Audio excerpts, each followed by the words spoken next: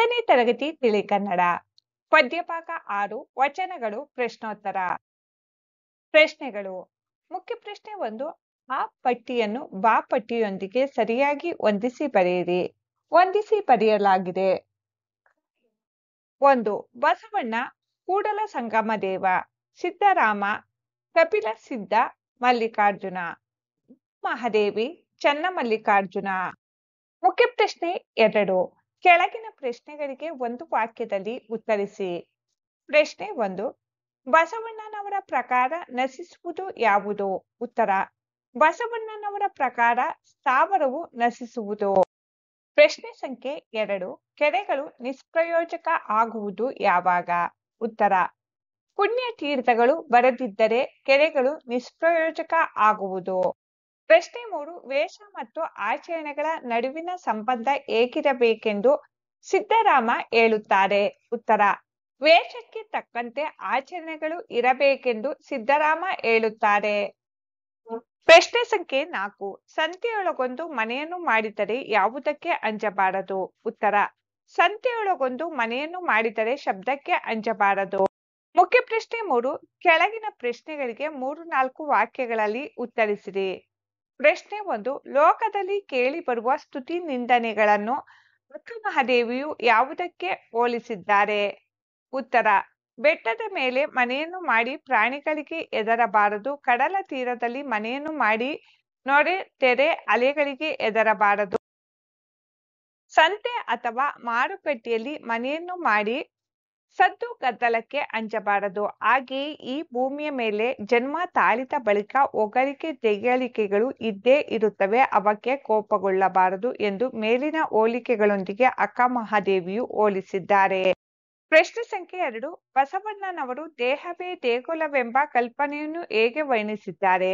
ಉತ್ತರ ಆಸ್ತಿ ಅಂತಸ್ತು ಸಂಪತ್ತು ಹೊಂದಿರುವ ಶ್ರೀಮಂತರು ದೇವಾಲಯ ಮಂದಿರಗಳನ್ನು ನಿರ್ಮಿಸುವರು, ಆದರೆ ನಾನು ಶ್ರೀಮಂತನಲ್ಲ, ಬಡವ, ನನ್ನಿಂದ ದೇವಾಲಯನ್ನು ನಿರ್ಮಿಸಲಾಗದು, ಆದ್ದರಿಂದ ನನ್ನ ಕಾಲುಗಳನ್ನೇ ದೇವಾಲಯದ ಕಂಬಗಳೆಂದು ದೇಹವನ್ನು ದೇವಸ್ಥಾನವೆಂದು ಹಾಗೆಯೇ ನನ್ನ ತಲೆಯನ್ನೇ ದೇವಸ್ಥಾನದ ಮೇಲಿರುವ ಕಳಶ ಎಂದು ತಿಳಿದುಕೋ ಚನ್ನಮಲ್ಲಿಕಾರ್ಜುನ ಎಂದು ಬಸವಣ್ಣನವರು ತಮ್ಮ ಕಲ್ಪನೆಯನ್ನು ವರ್ಣಿಸಿದ್ದಾರೆ.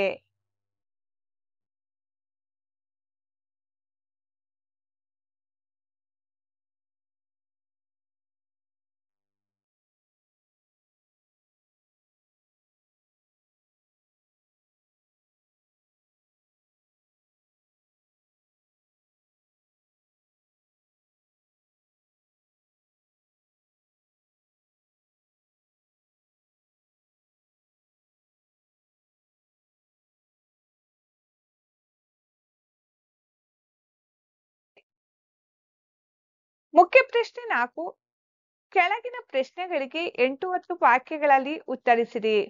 ಪ್ರಶ್ನೆ 1 ಬಾಹ್ಯ ಹಾಗೂ ಆಂತರಿಕ ನಡವಳಿಕೆಯಲ್ಲಿ ಸಾಮ್ಯತೆ ಇರಬೇಕೆಂದು ಸಿದ್ದರಾಮನು ತನ್ನ ವಚನದಲ್ಲಿ ಹೇಗೆ ಪ್ರತಿಪಾದಿಸಿದ್ದಾನೆ? ಉತ್ತರ ಮಾನವನು ಒಳ್ಳೆ ವೇಷಭೂಷಣಗಳನ್ನು ಧರಿಸಿದಂತೆ ಆಚರಣೆ ನಡವಳಿಕೆ ವರ್ತನೆಯೂ ಇರಬೇಕು. ಒಳ್ಳೆಯ ವೇಷ ಧರಿಸಿ ಕೆಟ್ಟ ನಡವಳಿಕೆ ಕಾರ್ಯಗಳು ವರ್ತನೆ ಇದ್ದರೆ ಫಲವಿಲ್ಲ.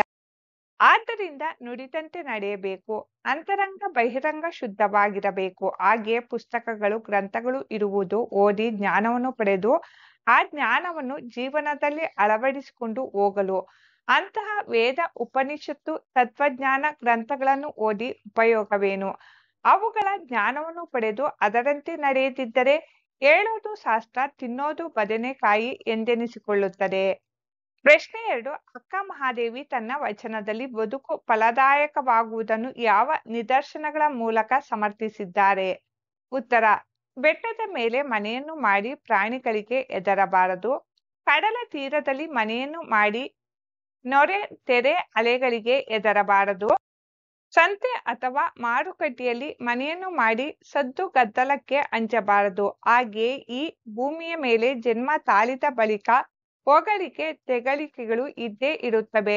ಯಾಕೆಂದರೆ ಲೋಕೋ ಭಿನ್ನ ರುಚಿ ಎಂಬಂತೆ ಭಿನ್ನ ಭಿನ್ನ ಅಭಿಪ್ರಾಯ, ಯೋಚನೆಗಳು, ದೃಷ್ಟಿಕೋನ ಇರುವಂತೆ ನಾವು ಮಾಡುವ ಕಾರ್ಯಕ್ಕೆ ಪರ ವಿರೋಧಗಳು ಇದ್ದೇ ಇರುತ್ತವೆ. ಆದ್ದರಿಂದ ಕೋಪ ಮಾಡಿಕೊಳ್ಳದೆ ಸಿಟ್ಟು ತನ್ನ ವೈರಿ, ಶಾಂತಿ ಪರರ ವೈರಿ.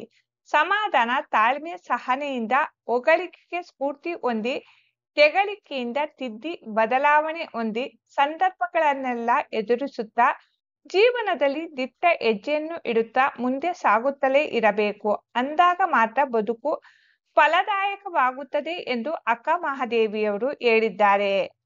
ಮುಖ್ಯ ಪ್ರಶ್ನೆ 5, ಸಂದರ್ಭದೊಡನೆ ವಿವರಿಸಿರಿ. ವಾಕ್ಯ 1, ಶಿರವೇ ಹೊನ್ನ ಕಳಶವಯ್ಯ. ಆಯ್ಕೆ: ಈ ವಾಕ್ಯವನ್ನು ಬಸವಣ್ಣನವರು ಬರೆದಿರುವ ವಚನಗಳು ಎಂಬ ಪದ್ಯದಿಂದ ಆರಿಸಿಕೊಳ್ಳಲಾಗಿದೆ. ಈ ಮಾತನ್ನು ಬಸವಣ್ಣನವರು ಹೇಳಿದ್ದಾರೆ. ಸಂದರ್ಭ: ಹಣವಿರುವವರು ಶಿವಮಂದಿರ ಕಟ್ಟಿಸುವರು. ಬಡವ ನಾನೆಂತು ಕಟ್ಟಲಿ, ನನ್ನ ಕಾಲೇ ಕಂಬಗಳು, ದೇಹವೇ ಗುಡಿ, ತಲೆಯೇ ಬಂಗಾರದ ಕಳಶವೆಂದು ಭಾವಿಸು. ಕೇಳು ಕೂಡಲ ಸಂಗಮದೇವ, ಆ ಗುಡಿ ಗುಂಡಾರಗಳಿಗೆ ಅಳಿವಿದೆ, ಆದರೆ ಜಂಗಮ ಸೇವೆಯಲ್ಲಿರುವ ನನ್ನ ದೇಹಕ್ಕೆ ಅಳಿವಿಲ್ಲ ಎಂದು ತಮ್ಮ ವಚನದ ಮೂಲಕ ಬಸವಣ್ಣನವರು ಹೇಳಿದ್ದಾರೆ. ಸ್ವಾರಸ್ಯ: ಕಾಯಕವೇ ಕೈಲಾಸ ಎಂಬ ತತ್ವವನ್ನು ಪ್ರತಿಪಾದಿಸಿ ಬಸವಣ್ಣನವರು ಪರೋಕ್ಷವಾಗಿ ದೇವರ ಹೆಸರಿನಲ್ಲಿ ಗುಡಿ ಗೋಪುರಗಳನ್ನು ಕಟ್ಟುವುದನ್ನು ವಿರೋಧಿಸಿರುವುದು ಸ್ವಾರಸ್ಯಕರವಾಗಿದೆ. ವಾಕ್ಯ 2, ವೇಷ ಧರಿಸಿ ಫಲವೇನಯ್ಯ. ಆಯ್ಕೆ: ಈ ವಾಕ್ಯವನ್ನು ಸೊನ್ನಾಲಿಗೆಯ ಸಿದ್ದರಾಮ ಅವರು ಬರೆದಿರುವ ವಚನಗಳು ಎಂಬ ಪದ್ಯದಿಂದ ಆರಿಸಿಕೊಳ್ಳಲಾಗಿದೆ. ಈ ಮಾತನ್ನು ಸಿದ್ದರಾಮ ಅವರು ಹೇಳಿದ್ದಾರೆ. ಸಂದರ್ಭ: ಮಾನವನು ಒಳ್ಳೆಯ ವೇಷಭೂಷಣಗಳನ್ನು ಧರಿಸಿದರೆ ಫಲವೇನು? ಆ ವೇಷಕ್ಕೆ ತಕ್ಕಂತೆ ಆಚರಣೆ ವರ್ತನೆ ಇಲ್ಲದ ಮೇಲೆ, ಒಂದು ವೇಳೆ ಧರಿಸಿದರೆ ಜ್ಞಾನ ಅನುಕರಣೆ ಇಲ್ಲದ ವೇದಾಂತವನ್ನು ಓದಿದಂತಾಗುತ್ತದೆ, ನೀರು ಬರದೆ ಕೆರೆ ಬಾವಿಗಳನ್ನು ತೋಡಿದಂತಾಗುತ್ತದೆ ಎಂದು ವೇಷ ಆಚರಣೆಗಳ ಚಿಂತನೆಯನ್ನು ವ್ಯಕ್ತಪಡಿಸುವ ಸಂದರ್ಭದಲ್ಲಿ ಈ ಮೇಲಿನ ಮಾತನ್ನು ಹೇಳಿದ್ದಾರೆ. ಸ್ವಾರಸ್ಯ: ಮನುಷ್ಯನು ವೇಷ ಧರಿಸಿದ ಮಾತ್ರಕ್ಕೆ ಸಜ್ಜನನಾಗುವುದಿಲ್ಲ. ಯಾವ ವೇಷ ಧರಿಸುತ್ತಾನೋ ಅದಕ್ಕೆ ಅನುಗುಣವಾಗಿ ಆಚರಣೆಗಳು ಇದ್ದಾಗ ಮಾತ್ರ ಅವನ ಬದುಕು ಫಲದಾಯಕವಾಗುತ್ತದೆ. ವಾಕ್ಯ 3, ಬೆಟ್ಟದ ಮೇಲೊಂದು ಮನೆಯ ಮಾಡಿ ಮೃಗಗಳಿಗೆಂಜಿದೆಂತೆಡೆಯ. ಆಯ್ಕೆ: ಈ ವಾಕ್ಯವನ್ನು ಅಕ್ಕ ಮಹಾದೇವಿ ಅವರು ಬರೆದಿರುವ ವಚನಗಳು ಎಂಬ ಪದ್ಯದಿಂದ ಆರಿಸಿಕೊಳ್ಳಲಾಗಿದೆ. ಈ ಮಾತನ್ನು ಅಕ್ಕ ಮಹಾದೇವಿಯವರು ಹೇಳಿದ್ದಾರೆ. ಸಂದರ್ಭ: ಬೆಟ್ಟದ ಮೇಲೆ ಮನೆಯನ್ನು ಮಾಡಿ ಪ್ರಾಣಿಗಳಿಗೆ ಹೆದರಬಾರದು. ಕಡಲ ತೀರದಲ್ಲಿ ಮನೆಯ ಮಾಡಿ ನೆರೆ ತೆರೆ ಅಲೆಗಳಿಗೆ ಹೆದರಬಾರದು. ಸಂತೆ ಅಥವಾ ಮಾರುಕಟ್ಟೆಯಲ್ಲಿ ಮನೆಯ ಮಾಡಿ ಸದ್ದು ಗದ್ದಲಕ್ಕೆ ಅಂಜಬಾರದು. ಹಾಗೆಯೇ ಈ ಭೂಮಿಯ ಮೇಲೆ ಜನ್ಮ ತಾಳಿದ ಬಳಿಕ ಹೊಗಳಿಕೆ ತೆಗಳಿಕೆಗಳು ಇದ್ದೇ ಇರುತ್ತವೆ, ಅದಕ್ಕೆ ಕೋಪಗೊಳ್ಳಬಾರದು ಎಂದು ಬದುಕಿನ ಸಮಸ್ಯೆಯನ್ನು ವಿವರಿಸುವ ಸಂದರ್ಭದಲ್ಲಿ ಈ ಮೇಲಿನ ಮಾತನ್ನು ಹೇಳಿದ್ದಾರೆ. ಸ್ವಾರಸ್ಯ: ಈ ಭೂಮಿಯಲ್ಲಿ ಜನ್ಮ ತಾಳಿದ ಮೇಲೆ ಕಷ್ಟ ನಷ್ಟಗಳು, ನೋವು ಅವಮಾನಗಳನ್ನು ಎದುರಿಸಬೇಕು. ಅವುಗಳಿಗೆ ಹೆದರಿ ಹಿಮ್ಮೆಟ್ಟುವುದು ಸರಿಯಲ್ಲ ಎಂದು ಮಾರ್ಮಿಕವಾಗಿ ವಿವರಿಸಿದ್ದಾರೆ.